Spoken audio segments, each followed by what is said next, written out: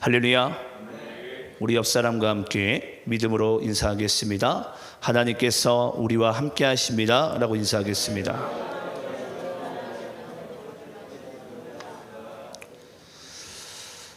오늘도 하나님으로부터 인도하심을 받아 예배자리 가운데 오신 여러분들을 사랑하고 축복합니다. 우리 하나님의 말씀을 함께 받도록 하겠습니다. 사도행전 강의 말씀 이어서 나갑니다. 사도행전 8장 1절로 10절. 그 성에 큰 기쁨이 있더라. 그 성에 큰 기쁨이 있더라. 사도행전 8장 1절로 10절입니다. 자, 저와 여러분 함께 말씀을 교독하시면서 읽겠습니다. 제가 1절 읽습니다. 사울은 그가 죽임 당함을 마땅히 여기더라. 그날에 예루살렘에 있는 교회에 큰 박해가 있어 사도 외에는 다 유대와 사마리아 모든 땅으로 흩어지니라. 경건한 사람들이 스데반을 장사하고 위하여 크게 울더라. 사울이 교회를 잔멸할세 각 집에 들어가 남녀를 끌어다가 옥에 넘기니라. 그 흩어진 사람들이 두루 다니며 복음의 말씀을 전할세. 빌립이 사마리아 성에 내려가 그리스도를 백성에게 전파하니 우리가 빌립의 말도 듣고 행하는 표적도 보고 한 마음으로 그가 하는 말을 따르더라. 많은 사람에게 붙었던 더러운 귀신들이 크게 소리를 지르고 나가고 또 많은 중풍병자와 못 걷는 사람이 나으니 그 성에 큰 기쁨이 있더라. 그 성에 시몬이라 하는 사람이 전부터 있어 마술을 행하여 사마리아 백성을 놀라게 하며 자칭 큰 자라 하니 낮은 사람부터 높은 사람까지 다 따르며 이르되 이 사람은 크다 일컫는 하나님의 능력이라 하더라. 아멘. 자, 오늘은 우리가 또 주일을 맞이해서 사도행전 이 8장 말씀을 통해서 은혜 받는 귀한 시간 되기를 소망합니다. 여러분, 사도행전 말씀은 이제 28장까지 있는데 크게는 세 분류로 나뉠 수가 있습니다. 왜 8장에 와서 제가 그 이야기를 드리냐면 사도행전 말씀은 1장부터 7장까지는 하나님께서 성령으로 말미암아 이 땅 가운데 교회를 어떻게 세워나가시는지를 그 기초 초석을 우리가 아는 말씀이 바로 사도행전 1장부터 7장까지의 말씀입니다. 그래서 이제 하나님께서 이 땅 가운데 이제 교회를 세우셨어요. 근데 우리가 지난주에 누구의 순교가 있었죠? 스데반 집사의 순교가 있었습니다. 이 스데반 집사의 순교를 딱 기점으로 사도행전 8장부터 12장까지는 이 땅에 교회가 세워지고 예수 그리스도의 복음이 이제 이방 땅으로 넘어가는 데 있어서 하나님께서 이 복음을 어떻게 준비시켜 나가는지 또 그 복음의 다음 주자를 어떻게 주님께서 훈련시켜 나가는지를 이제 나타나는 말씀이 사도행전 8장부터 12장까지 등장합니다. 그리고 이제 사도행전 13장부터 28장까지는 이제 실제 하나님께서 사용하시는 복음 전도자를 통해서 이 땅에 복음의 열매가 맺어지는 것을 13장부터 28장까지 하나님께서 말씀을 통해서 우리에게 증거해 주십니다. 그래서 이제 우리가 이제 3분의 1이 끝나고 이제 이 땅에 하나님께서 교회를 어떻게 세우셨는지 이제 함께 봤어요. 이제 8장부터 12장까지는 이제 하나님께서 이제 복음의 다음 바톤 주자들입니다. 이제 이들을 하나님께서 어떻게 또 준비시켜 나가는지 또 그들을 통해서 어떻게 이제 이 복음이 전해져 나갈지를 하나님께서 이제 8장부터 12장까지 말씀해 줄 겁니다. 그래서 우리가 오늘 이제 이 8장 말씀을 통해서 그 성에 큰 기쁨이 있더라.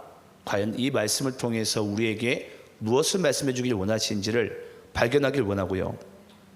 이제 특히나 이제 오늘 말씀 가운데 우리가 세 가지를 좀 집중해서 봐야 됩니다.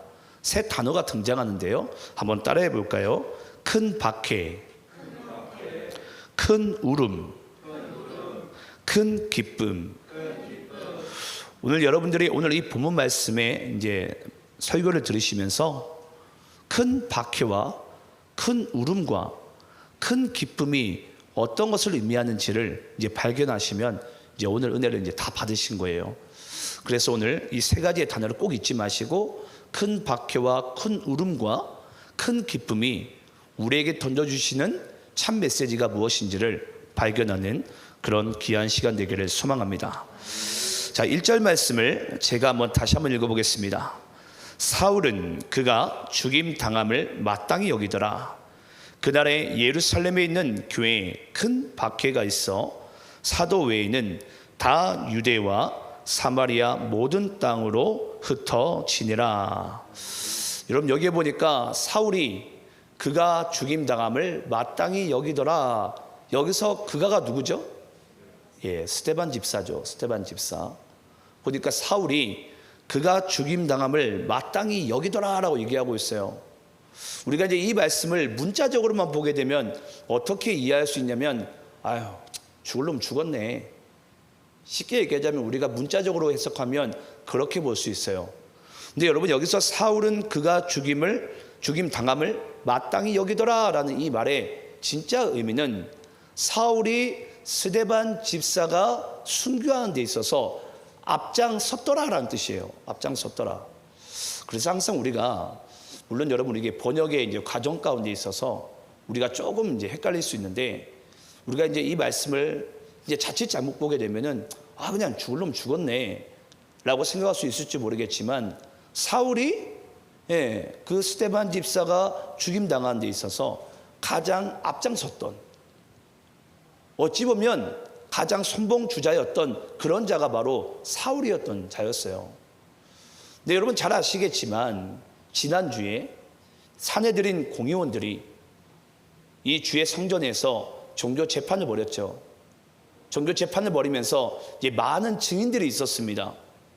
그 중에 이제 이 스데반 집사를 이제 이 자리로 끌고 왔던, 종교 재판을 하는 것에 끌고 왔던 장본인 중에 하나가 이제 사울이라는 청년이었어요. 근데 사내들인 이 공의원이 이제 재판을 내렸죠. 이 사람은 그냥 우리가 석형으로서 죽여버리자. 그래서 거기 재판장에 있던 많은 증인들이 다 이 손에 돌을 쥐고 있었습니다. 그래서 석형으로서 이 돌을 스데반 집사에게 다 던지려고 하는데, 그때 돌을 던지려고 했던 증인들의 겉옷을 다 누구 발 앞에 뒀다고요? 사울의 발 앞에. 다 하나씩 겉옷이 쌓여가는 거예요. 예. 그때 사람들이 여러분 이 겉옷을 던져주었다는 것은 어떤 의미냐면, 당신이 이 스데반 집사가 순교하는 데 있어서, 재판을 이렇게 하는 데 있어서 가장 선봉주자였습니다라고 인정하는 사건이기도 합니다. 그래서 우리가 여러분 오늘 이 말씀을 통해서 잘 봐야 될 게 뭐냐면, 사울이 단지 죽을 놈 죽었네라는 이런 뜻이 아니라, 사울이 스데반 집사가 순교하는 데 있어서 가장 이 선봉주자로서 나갔던 자가 바로 사울이었고, 그 사실을 그때 이제 재판장에 있었던 많은 증인들이 인정을 했다라는 거예요. 인정을. 예. 그러면서 겉옷을 이제 던져 주었어요. 근데 여러분 한번 잘 생각해 보시기 바랍니다. 만약에 그때 사람들이 겉옷을 사울의 발 앞에 하나, 둘, 셋 이렇게 뒀을 때 사울은 자기의 미래의 모습을 알았을까요? 그 스데반은 알았을까요? 거기 앉아있던 많은 증인들은 알았을까요? 사내들이 공의원들은 알았을까요? 아무도 몰랐을 거예요. 아무도. 그 재판장에 있었던 어느 누구도 이 사울이 스데반 집사의 다음으로서, 이 복음으로서 이제 쓰임받을, 바톤을 이어받을 그런 자라는 사실을 그때 당시 어느 누구도 감히 예상조차도 하지 못했어요. 그래서 여러분 우리가 보통 그런 얘기를 많이 하잖아요. 역사는 100년 뒤에, 이것을 최소한 100년 뒤에 다시 재해석된다고. 지금도 여러분 우리가 막 정치를 이렇게 모함하고 저렇게 모함하고 하지만요, 역사는요, 최소한 100년 정도 지났을 때 이 역사가 재해석된다 그래요. 사람들은 모릅니다. 내가 지금 말하는 것과 이 행동이 나중에 100년 뒤에, 200년 뒤에 이것이 어떠한 영향력을 미칠지 우리는 몰라요. 그러니까 우리는 쉽게 말을 내뱉기도 하고요. 쉽게 내 기분대로 행동을 하기도 합니다.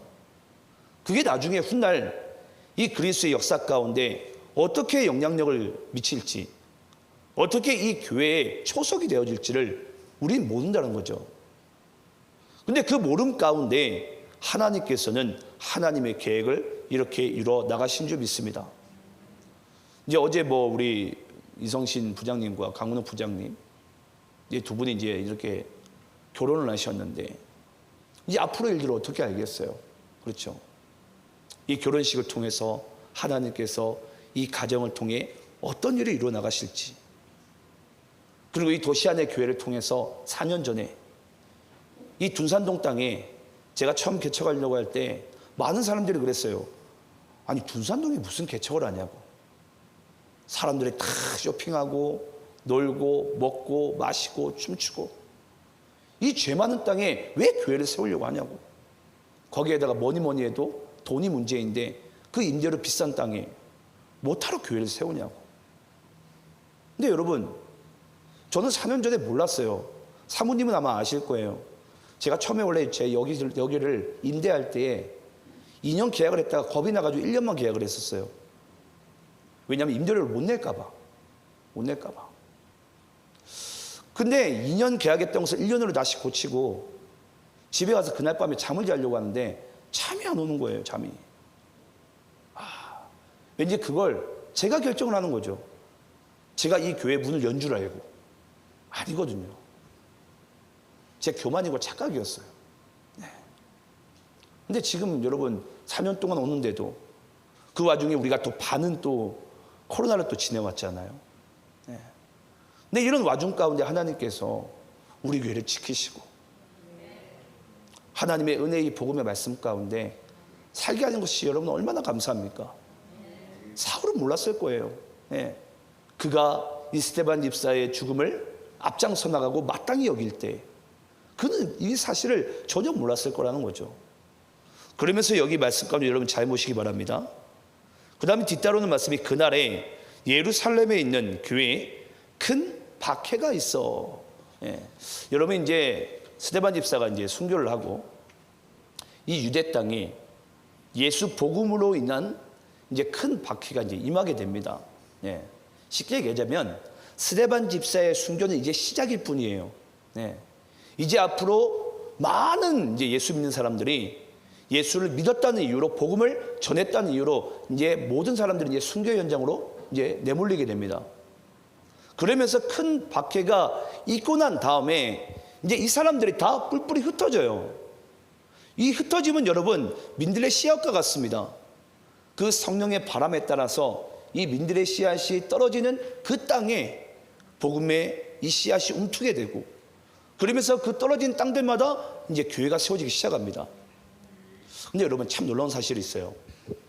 이 큰 박해가 있어서 이 복음을 가진 믿는 사람들이 흩어지게 되는데 여러분 누가 흩어지는 줄 아십니까? 말씀에 누가 흩어지죠? 누가 흩어집니까? 사도 외에는 이라는 부분이 나옵니다. 사도 외에는. 자, 여러분들이 하나님이세요. 만약에 여러분들이 예수님이세요. 이 이방 땅에 복음을 전해야 되는데 이제 유대 땅에서 이제 흩어져야 될 거 아니에요. 이방 땅으로 흩어지는 데 있어서 여러분들이 하나님이시면 누구를 여러분 흩어지게 할 것 같습니까? 복음의 이 전도자로서 당연히 잘 훈련되고 준비된 사도이지 않겠습니까? 우리는 그렇게 생각하잖아요. 근데 여기에 보니까 하나님께서 사도 외에는 이라는 부분이 나옵니다. 사도는 도리어 이 예루살렘에 있게 되고요. 나머지 평신도들이 이제 다 곳곳에 이제 흩어지는 거예요. 이제 그곳에서 이제 복음이 이제 움트기 시작하고 이제 하나님의 이제 교회들이 이방 땅에 이제 막 부지기수로 이제 세워지기 시작합니다. 우린 여러분 이 사실을 통해서 한 가지를 알아야 됩니다. 한번 따라해 볼까요? 예수 복음의 전파는 사람의 능력에 있지 않고 하나님의 주권입니다.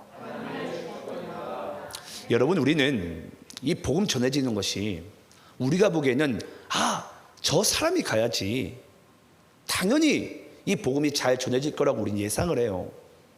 저 사람이 안 가면 안 된다고.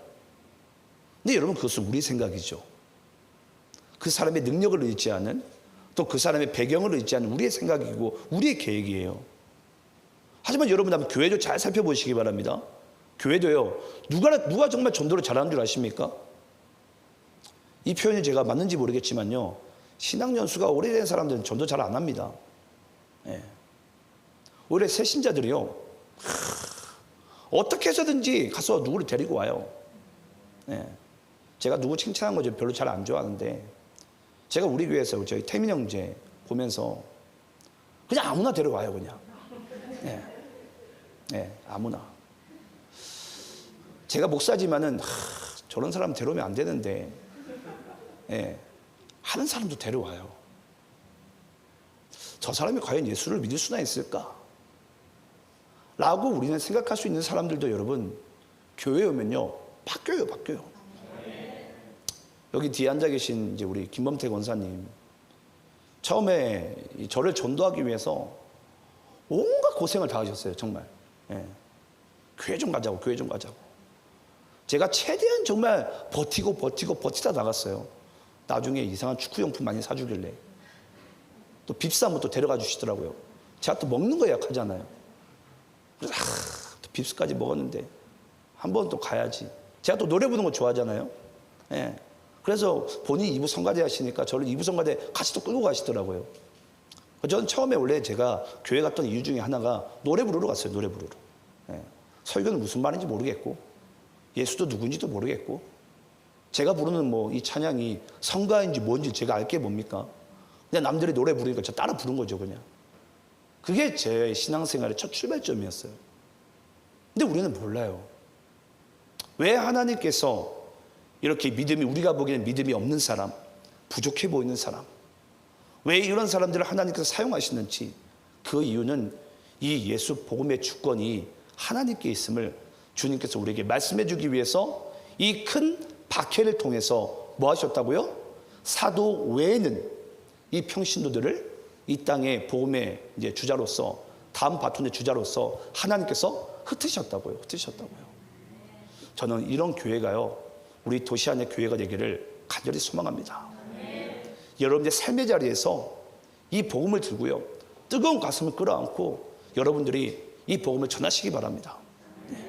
그것이 바로 하나님의 뜻이에요. 하나님의 뜻. 자, 그리고 우리 2절 말씀 한번 여러분들 읽어보겠습니다.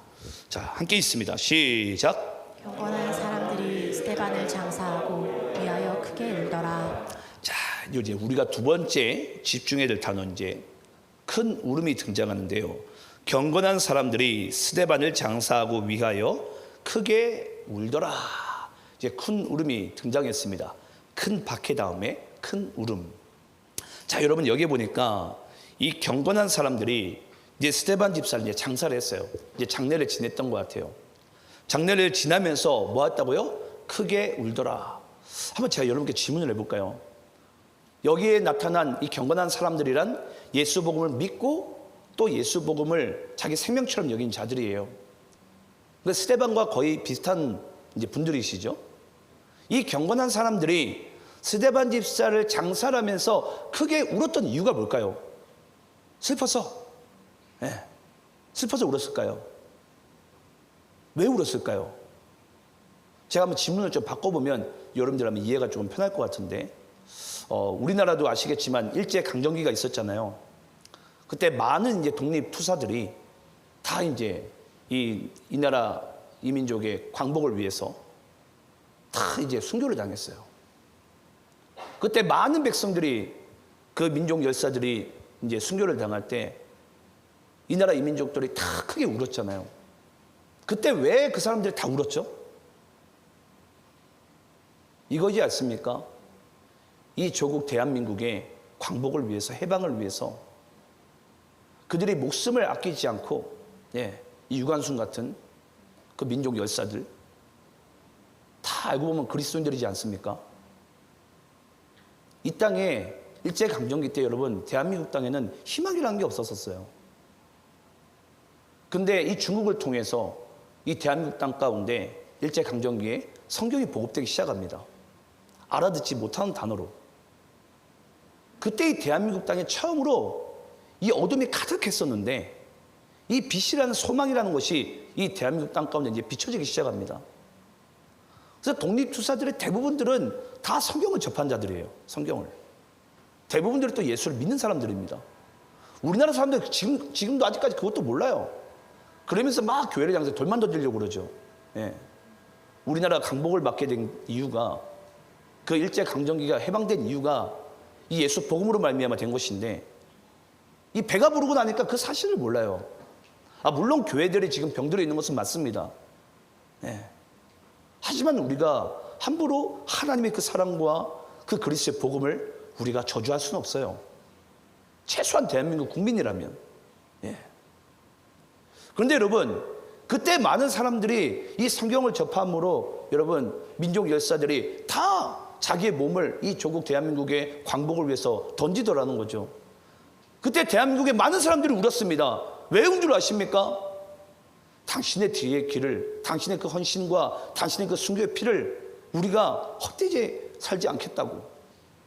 우리도 그 뒤를 따라가겠다고. 여러분, 스테반 집사가 그렇게 순교하기까지 믿음을 감당한 이유가 뭐죠? 예수님의 그 희생의 사건을 알기 때문이에요. 그러니까 자신의 그 죽음이 헛된 그런 뭐 짐승의 죽음이나 헛된 그 벌레 같은 곤충 같은 그런 죽음이 아니라는 거예요. 남들은 그랬겠죠. 아이고, 예수 믿더니 저렇게 됐다고. 저 젊은 청년이 저렇게 됐다고. 근데 우리에게 그렇지 않습니까? 많은 사람들이 그때 큰 울음 가운데 빠졌을 때 그랬을 거예요. 예수님이 가신 그 길 우리도 가겠습니다. 내가 여기 있으니 사용해달라고. 스테반 집사처럼 사용해달라고 주님. 그런 마음들이 그들의 심령 가운데 큰 울음으로 나타나지 않았을까요? 여러분, 이 세상에 자기의 삶을 포기하지 않는 사람들은요, 이 가슴에 울음이 있어요. 예. 여러분들의 인생 가운데 고난이 있고 시험이 있고 역경이 있을 때마다 잊지 마시기 바랍니다. 이 가슴에 울음을 품으세요. 이 울음을 품고 하나님께 여러분들의 생명을 드리시기 바랍니다. 그때 비로소 우리가 이 땅 가운데 진정한 복음의 다음 바톤 주자로 우리가 쓰임받는 인생을 살 수 있어요. 진정한 하나님 안에서의 성공한 인생을 우리가 살 수 있어요. 근데 여기서 우리가 이 울음 자체를 감정적으로 이해하고 이 울음 자체를 우리가 뭔가 패배했다느니, 많은 사람들이 그렇지 않겠습니까? 여러분, 많은 증인들을 모여놓고서 이 정교재판을 벌일 때 스테반 집사의 죽음을 통해서 이거 뭘 나타나기 원할까요? 너희들도 예수 믿다가 발각되면 이렇게 된다? 그러니까 너희들 조심해. 경고하지 않았을까요? 네. 그때 많은 사람들이 위축된다면은 이 울음은 그냥 슬픈 울음이었을 거예요. 패배의 울음이었을 거예요. 근데 도리어 이 울음을 통해서 어떤 일이 벌어지게 됩니까? 도리어 복음은 더 활발하게 날개를 쳐 많은 나라 가운데 가게 됩니다. 더 많은 사람들이 예수를 믿게 돼요. 실패의 눈물이 아니고요, 뭔가 우리가 낙심하는 눈물이 아니라 이 눈물을 통해서 많은 복음의 다음 바톤 주자들이 세워지게 된다는 거예요. 예. 여러분, 바로 그들이 우리들이지 않습니까? 그렇게 울어야 될 자들이 우리예요. 그런데 오늘날 여러분들 교회를 잘 살펴보시기 바랍니다. 이 울음을 가진 사람들이 있습니까? 예. 스테반 집사, 아유, 신앙이 좋으시네. 순교했네. 근데 과연 오늘날 교회들이 이런 눈물을 가진 사람들이 있냐고요? 이런 울음을 가진 자들이. 그 없다는 것에 우리는 여러분 아파할 줄 알아야 돼요. 오늘날 교회의 모습을 보면서. 이 눈물을 이 대한민국 교회가 상실했어요. 분명히 이것이 1945년 전, 그 일제강점기 때는 우리도 이 눈물이 있었거든요. 이 울음이 있었거든요. 근데 강복 이후에 우리나라에 이 울음이 사라졌어요. 그러면서 1965년부터 이 경제개발 도상국으로부터 1차, 2차, 3차 진행되면서 잘 살아보세요, 잘 살아보세요 외치다가 우리나라가 그냥 이 물질만 따르는, 이 경제가 뭔가 부하기만 바라는 이 나라도 교회도 그런 식으로 완전히 바뀌어버렸어요. 성장주의로. 그러니까 복음에 대한 이 눈물은 지금 대한민국 교회 가운데 여러분 없어진 지 아주 오래입니다. 저는 이 말씀을 통해서 우리 모두가 다시 한번 이 울음을, 눈물을 회복할 수 있는 여러분들의 삶의 자리가 되시기를 간절히 축원합니다. 우리 한번 본문 4절부터 7절까지 한번 읽어보겠습니다. 본문 4절부터 7절 교독하면서 있습니다. 그 흩어진 사람들이 두루다니며 복음의 말씀을 전할세. 빌립이 사마리아 성에 내려가 그리스도를 백성에게 전파하니 무리가 빌립의 말도 듣고 행하는 표적도 보고 한 마음으로 그가 하는 말을 따르더라. 많은 사람에게 붙었던 귀신들이 크게 소리를 지르며 나가고 또 많은 중풍병자와 못 걷는 사람이 나으니. 자, 여러분 여기에 보니까 이 복음의 스데반 집사의 다음 주자로서 갑자기 이제 빌립이라는 사람이 등장을 하게 됩니다. 근데 이 빌립이라는 사람이 이제 등장을 하게 되는데 이 빌립이라는 사람이 보니까 찾아간 성이 어딘 성이죠? 5절에 보니까 사마리아 성이에요. 사마리아 성. 이게 복음이 유대 땅에서 가장 먼저 넘어간 곳이 사마리아 성이에요. 오늘 이 사마리아 성이 여러분 아주 중요한 의미를 가지고 있습니다. 이 사마리아 성인데 여기에 보니까 그리스도를 백성에게 전파하니 또 빌립의 말도 듣고 행하는 표적도 보고 한 마음으로 그가 하는 말을 따르더라. 이제 우리는 이 말씀을 통해서 여러분 보니까 또 귀신들이 또 나가고 중풍병자가 못 걷는 자가 낫게 되는 이런 일들이 벌어져요. 이제 대부분 이제 이 말씀을 보게 되면 어떤 이제 반응이 나타나는 줄 아십니까? 아, 빌립 대단하다. 빌립 대단하다. 아, 나도 이런 빌립같이만 살 수 있었다면, 살아간다면, 이렇게 생각하면 이제 큰 오산이에요. 예. 제가 자주 말씀드리지만 성경은 위인전이 아닙니다. 예. 빌립을 이렇게 살게 하신 것은 그리스도의 복음 때문이에요. 예. 그 복음이 이 빌립이라는 사람의 심령을 완전히 뒤바뀌어 버립니다. 예. 뒤바뀌어 버려요. 예. 그러니까 이런 인생을 살게 되는 거죠. 여러분 우리가 기억나십니까? 빌립이 성령이 충만하여 사도들의 발 앞에 자기의 모든 재산을 다 내놓게 되잖아요. 그때 많은 사람들이 이 빌립을 칭송을 합니다. 성경에 보니까. 근데 그걸 따라했던 사람들이 누구였죠? 아나니아 삽비라였어요. 누가 시키지도 않았어요. 와, 내가 빌립처럼 살 수만 있었다면. 괜히 따라하다가 자기 그 땅 재산값을 얼마를 숨기다가 그냥 그 자리에서 남편과 아내가 3시간 간격으로 죽음을 맛보게 됩니다. 여러분 우리도 똑같아요. 빌립을 우리는 따라하는 인생들이 아니에요. 물론 우리가 이렇게 살 수 있게 해달라고 하나님 앞에 우리는 간절히 기도해야 됩니다. 하나님, 우리도 이처럼 쓰임받는 인생을 살게 하소서. 주의 영광으로 우리가 살게 하소서. 이런 간절함이 우리 안에 있어야 돼요. 있어야 돼요. 하지만 이 빌립을 보면서 우리가 아, 위대하구나, 위대하구나. 야, 대단하네, 대단하네. 예. 어제도 제가 두 사람을 오늘까지만 제가 좀 띄워주자면요. 만약에 우리 형제들의 입장에서 야, 어떻게 하면 이성신처럼 저렇게 아름다운 강은옥 신부를 내가 맞이할 수 있을까? 이렇게 부러워하면 안 돼요. 예. 예. 우리 자매들 어떻게 하면 내가 저 강은옥 부장님처럼 이 멋진 이성신 같은 신랑을 맞이할 수 있을까? 부러우면 안 된다고요. 예. 제가 두 분을 보니까 그리스도의 믿음 안에 복음 안에 사시더라고요. 그러니까 하나님께서 가장 보시기에 좋은 돕는 배필을 서로 붙이시는 거예요. 예. 그래서 우리는 이러나 저러나 이 복음의 은혜 가운데 살아가야 됩니다. 예. 아, 솔직히 우리 이성신 부장님이 딴 거 안 받잖아요. 너무 예수 잘 믿으니까 그거 사랑한 것이 않습니까? 똑같죠? 예. 우리 은옥 부장님이 생각보다 눈이 상당히 높거든요. 그러니까 뭐에 저렇게 콩꺼풀이 쓰였을까? 예. 제가 봐도 우리 이성신 부장님이 정말 믿음 생활 잘해요. 예. 우리 다음 세대들 잘 섬기고, 예. 자기 입을 거, 자기 먹을 거 아껴가면서 이 10대 아이들을 다 섬기는 거예요. 그 모습에 반하는 거예요. 반하는 거예요. 예.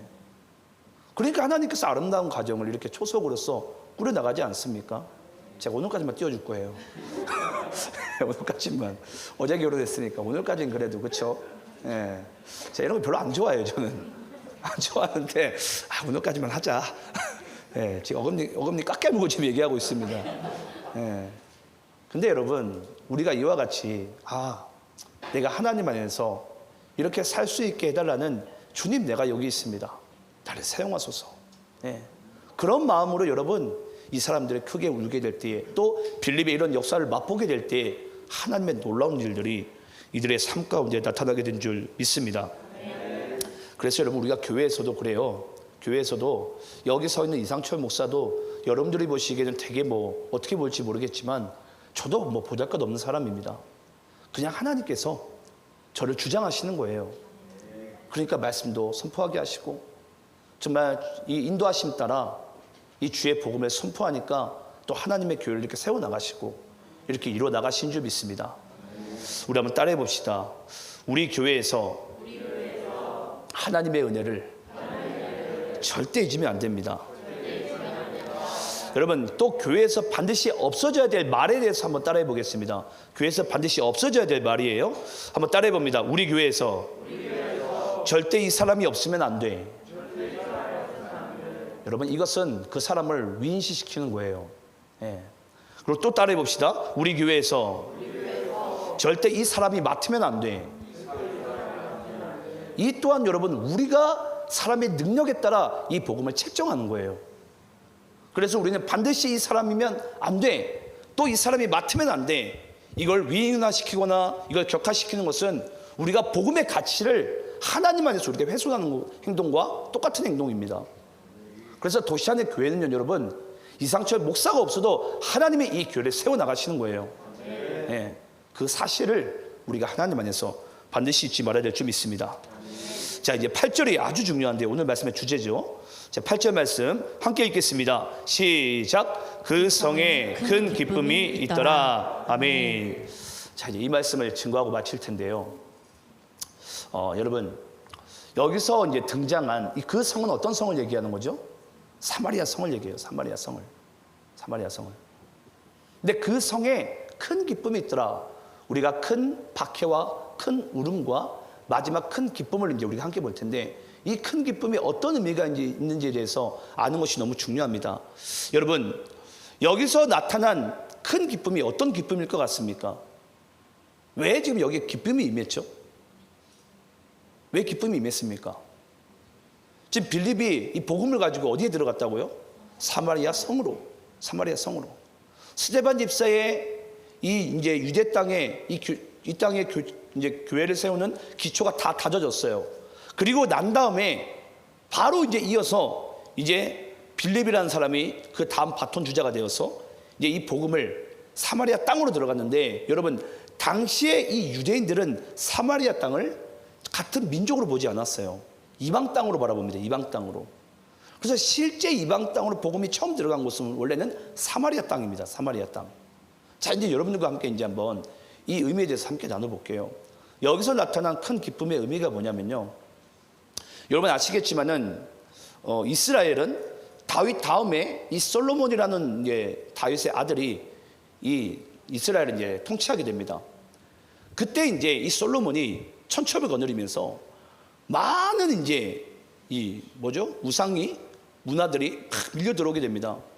그때 하나님께서 이스라엘의 왕이 될 수 없으므로 하나님께서 이 이스라엘을 두동강을 내버립니다. 왜냐하면 이스라엘이 하나님도 섬기는 것 같고 이방신도 섬기니까. 이건 하나님이 원하시는 유일신의 하나님의 그 예배하는 그런 모습들이 아니거든요. 그래서 북이스라엘과 남유다로 가르세요. 그 이후로 이 북이스라엘은 아수르로부터 이제 침략을 받게 되고, 이 남유다는 바벨론으로부터 포로 시대를 겪게 됩니다. 근데 여기서 사마리아 땅이 속해 있는 땅은 북이스라엘이에요. 북이스라엘. 근데 북이스라엘을 침략했던 나라가 어느 나라라고요? 아수르. 근데 이 아수르가요, 이 북이스라엘 땅, 특히 사마리아 땅을 이 정복하는 데 있어서 어떤 정책을 펼치냐면 민족 말살 정책을 펼치게 됩니다. 민족 말살 정책은 어떻게 펼치는 줄 아십니까? 그 민족을요, 단일 민족을 쉽게 얘기하면 혼혈 민족으로 바꿔버리는 거예요. 그러니까 쉽게 얘기하면 아수르의 남자들을요, 다 이 북이스라엘로 다 보내버립니다. 그러면서 거기 있는 여자들을 다 이제 강제로 추행을 해버리는 거예요. 그러면서 원래는 이 북이스라엘 땅 자체가 원래는 단일 민족이었는데, 여기서 이제 완전히 이 히브리인들이 이 아수르 사람과 이제 남자들에 인해서 이제 겁탈당함으로 인해서 거기가 이제 혼혈 이제 다음 세대들이 이제 태어나기 시작하는 거예요. 그러면서 이제 남유다는 바벨론으로 이제 포로를 끌려가게 됩니다. 끌려가게 돼요. 북이스라엘은 그 나라에 있지만은 민족 말살 정책으로 인해서 지금 혼혈 다음 세대들이 태어나게 되고. 근데 한번 생각을 해보세요. 이 남유다 사람들은 이제 그걸 받아들이지 않고 바벨론으로 끌려가게 되는데, 포로 생활하면서 어떤 마음을 푸는 줄 아십니까? 저 북이스라엘은 저 이방 나라와 함께 같이 쉽게 얘기하자면 그렇게 혼혈인이 됐다고, 그 문화를 받아들이게 됐다고. 그때부터 남유다는요, 북이스라엘을 이스라엘로 취급하지 않습니다. 아주 경멸스럽게 생각해요. 아주 쉽게 얘기하면 영적으로 더럽혔다고 생각을 합니다. 근데 여러분 생각을 해보세요. 원래는 뭐 어떤 나라였어요? 같은 나라였어요. 같은 나라. 한 나라였는데, 그 이유로 인해서 이 남유다는, 이스라엘은 이 사마리아 땅을 저주하기 시작하는 거예요.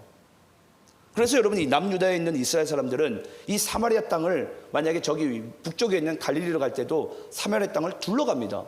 예. 아유, 거기 가면 내 몸이 더럽혀진다고 둘러가요. 불멸스럽다고, 경멸스럽다고 안 지나가요.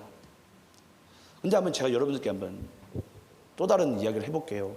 우리나라로 좀 이걸 좀 약간 접목을 시켜서. 여러분, 우리나라가 참 이스라엘과 너무나도 비슷한 나라인데요, 우리나라도 지금도 전 세계 유일하게 남과 북이 나눠진 나라이지 않습니까?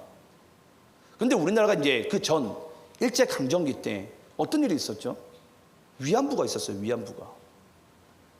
여러분, 만약에 우리나라 사람 중에 위안부를 욕할 사람이 있습니까? 여러분, 위안부를 이용해서 여러분 돈을 줄 수 있습니까? 그들이 끌려간 게 그들의 죄입니까? 아니잖아요. 그 여자들의 몸이 여러분 더럽혀진 것입니까? 아니잖아요. 거기에는 우리 할머니도 있을 수 있고, 내 아내도 있을 수 있고, 내 딸이 있을 수도 있었어요. 우리도 그 시대에 태어났으면은. 누가 감히 그 상황에서 돌을 던질 수가 있습니까? 사마리아인들의 마음이 그랬어요. 사마리아인들의 마음이. 유대 사람들은, 우리 요한복음 4장 말씀 가운데 사마리아 여인이 예수님 만났을 때, 유대 사람 만났을 때, 그냥 그 여자 눈에는 그냥 유대 사람으로 보였으니까, 유대 사람은 우리와 상종하지 않더이다. 어찌하여 나에게 물을 달라 하나이까?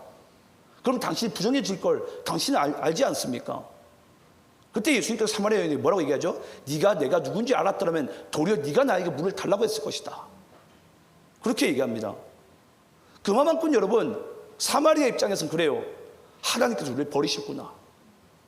어떻게 이 고통 가운데, 이 고난 가운데, 우리는 이 수치 가운데 이 복음을 지키고 이 나라를 지키려고 했는데 어떻게 우리가 더럽혀졌다고 해서 하나님 우리를 버렸을까? 라는 마음이 여러분, 이 사마리아 성을 완전히 지배하지 않았을까요? 예. 지금도 위안부 할머니들의 이 속에서 울부짖음 바로 그거잖아요. 이걸 지금 나라가 보상해주고 있어요. 일본에서 보상을 주고 있습니까? 이 사실을. 아무것도 안 해주잖아요. 그때 버림받았다고 생각했던 그 사마리아 성에 뭐가 들어오기 시작했다고요? 예수 복음이요, 유대 땅을 넘어서 가장 먼저 사마리아 땅에 들어가는 거예요. 생각해 보시기 바랍니다. 여기서 복음이 들어왔을 때 하나님 아버지의 마음이 여러분 어땠을 것 같으세요? 사마리아 사람들은요, 이 수백 년의 역사 가운데 하나님이 자기들을 버렸을 거라고 생각했을 거예요. 근데 하나님의 마음은 어땠습니까? 난 너희들을 단 한 시도 버린 적이 없다라는 거예요. 없다라는 거예요. 그러면서 그 땅에 복음이 들어갔을 때 말할 수 없는 이 큰 기쁨이 이 사마리아 성에, 지금도 이 유대인 전체들에게 있어야 돼요. 네. 이스라엘 나라 전체 가운데. 지금도 여러분들 주변에는요, 이런 사마리아 성 가운데 갇혀있는 영혼들이 있어요. 갇혀있는 영혼들이, 나는 저주받은 사람인가? 왜 하나님이 나를 버리셨을까? 근데 그 영혼들에게 하나님은 여전히 마음이 떠나지 않으셨고 그들에게 복음을 전하시더라는 거예요. 어떻게? 가장 먼저. 제가 금요일날 제가 이 말씀을 제가 보다가 이 말할 수 없는 눈물이 그냥 팍 흐르는 거예요. 갑자기 이제 태민 형제가 들어와가지고 제가 깜짝 놀랐었는데, 네. 그냥 막 눈물이 그냥 주체 없이 흘렀어요. 이게 무슨 눈물일까? 그 사마리아 성에 정말 수백 년 동안에 하나님이 우리를 버렸다고 생각했던 그런 정말 이 슬픈 가운데 갇혀 있었던 그들이 다시 복음이 들어왔을 때 하나님이 우리를 잊지 않았구나, 찾아오셨구나. 얼마나 감사했을까요? 이게 고아가 부모가 다시 찾아온 기쁨보다 더했을 거예요. 그걸 우리가 어떻게 말로 표현할 수 있겠습니까? 그렇게 건짐을 받았던 자들이 여러분 대한민국 사람들이고 오늘 우리들이에요. 근데 지금 우리가 이 큰 박해와 큰 울음과 큰 기쁨이 이 교회 안에서 사라졌어요. 여러분에게 이 큰 기쁨이 있습니까? 이 큰 기쁨이 있으면요, 우린 지금처럼 살지 않아요. 복음을 위해 살지, 예수를 위해 살지, 하나님을 오해하며 살지 않아요. 지금도 나에게 예배를 허락하시고 예수 복음을 허락하신 그 하나님께 얼마나 감사한데요. 네. 저는 앞으로 여러분들의 삶이, 저는 그런 삶으로 살아가시기를 간절히 축원합니다. 이 큰 박해를 통해서, 큰 울음을 통해서 우리에게 큰 기쁨을 주길 원하시는 주님, 오늘도 이 예수 복음을 통해서 우리가 하나님의 놀라운 은혜의 삶으로, 또 여러분들이, 우리 모두가 복음의 다음 바톤 주자로서 살아가는 그런 믿음의 삶으로 살아가시기를 간절히 축원합니다. 기도하겠습니다.